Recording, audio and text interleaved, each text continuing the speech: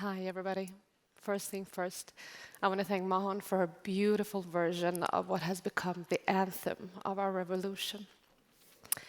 I'm Atefeh Sebdani, and I was invited here to talk to you about my professional journey. That includes tech, obviously, but also about my personal story. But let's start with what we all have in common in this room. Being a woman in tech.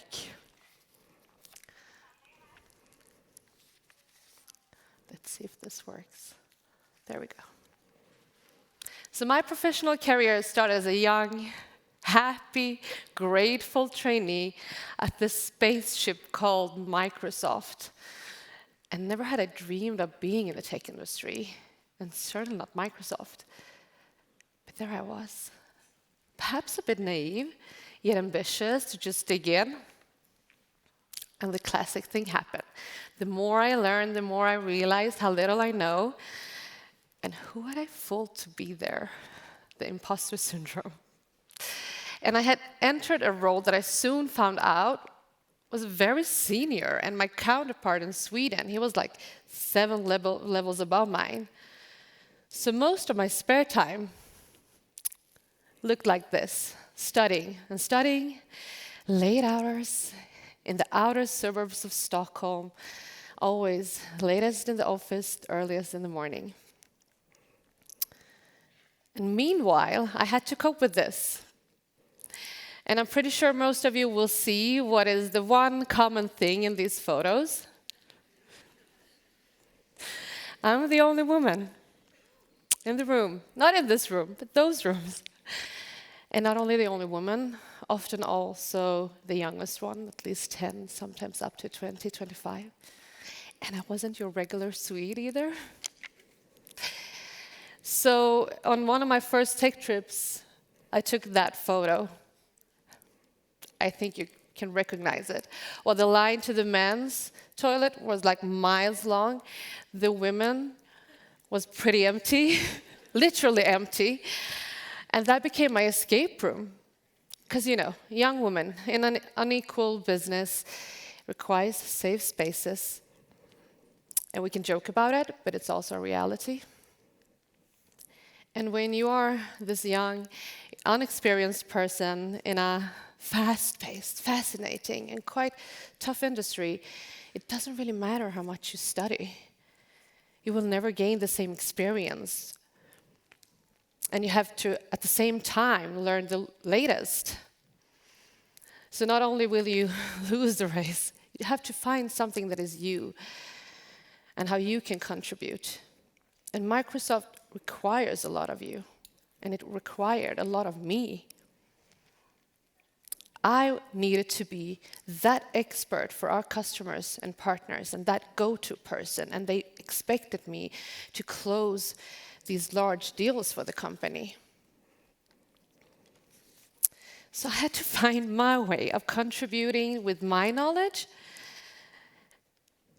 But to be frank, when I entered this spaceship, I was also a bit disappointed. This company who claimed to be the coolest wasn't really walking the talk internally. They were emailing and they were spamming each other, and people felt so overwhelmed and overloaded with information. And that's where I realized I could contribute. And I started to find my niche.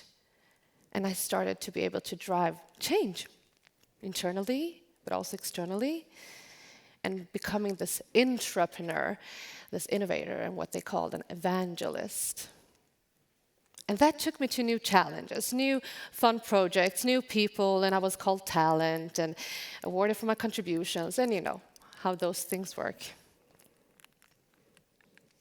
And new people meant new friends. Something I am so grateful for many of them are still to this day my friends. But it wasn't anything I expected when I started at Microsoft and when I started my professional career at all.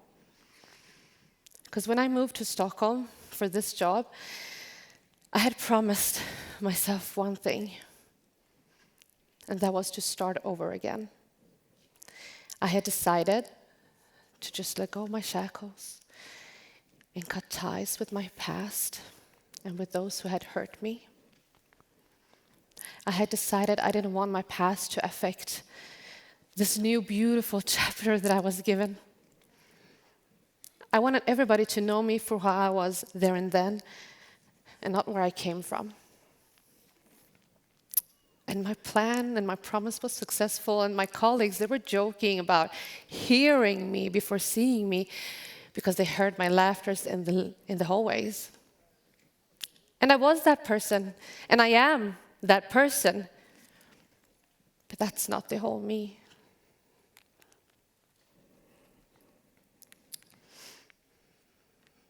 There we go. No one really knew the whole me. No one really knew when I went through yet another tragedy that totally broke me apart. No one at the office knew, as I had to become an expert to hide my other colors. They didn't know that this tragedy put me in a deep sorrow because I kept showing up at work as usual, so afraid of losing what I had built up. And no one knew that day from day it just got harder for me to get out of bed. Because my past had never left me.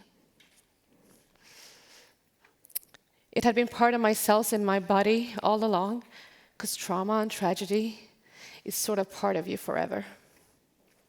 And no matter the ties that you cut, people will still exist.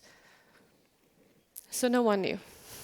That meanwhile I was laughing the loudest at work, I was on a steady walk to burn out myself because of all that tragedy and all other traumas that I had in my past.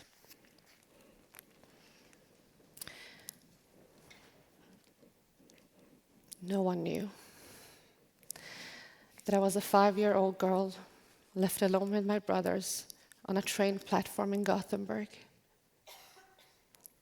and that strangers picked me up, and that I told the police that bombs were falling over our heads in our camp, and when Iran will be free, I will see my mother again. These are from my journals. No one knew that previous to the day on the platform, we had been on the run for 6 months, smuggled around countries. And previous to that, we had been in a military camp, and that's where the bombs were. That was also the most precious time in my life. Because that's the time when I had my mother, a time when we're still a family. No matter bombs, no matter war, I actually felt safe. And no one knew that when I came to Sweden, my survival mode changed from surviving a war to surviving mental, physical, and sexual abuse. Because we ended up in a cult. And in a cult, you do whatever you have to keep your darkest and filthiest secrets away from the limelight. So no one knew. I was this girl who had been ripped from my roots and just tried to be part of something new, a new language, new culture, climate, tradition, new family, new society. A society I wasn't even sure wanted me back. Earlier I told you I hadn't dreamed about working in tech, and that is because I was a child who never dreamed. My days were about just making it through the day. And the only reason I chose to stay was because of the last words my mom had told me. Watch over your brothers. And so I did. I decided I need to be here and I need to be alive until the day my brothers become grown-ups. And then I could leave. But the thing is that faith gave me something else.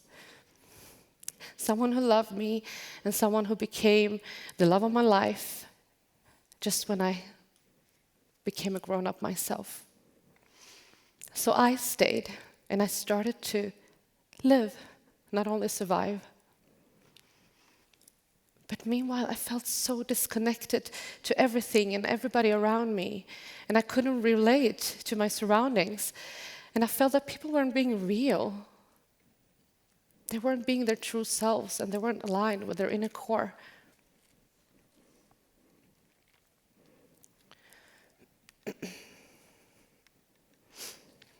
Six years ago, this happened. And with that someone who loved me and I decided to take up on a new challenge, then it hit me. It hit me. I was expecting others to be real, but what about myself? I can't expect things from others that I'm not contributing to myself. It has to start with me. I need to be that role model for my children that I want them to see in the world.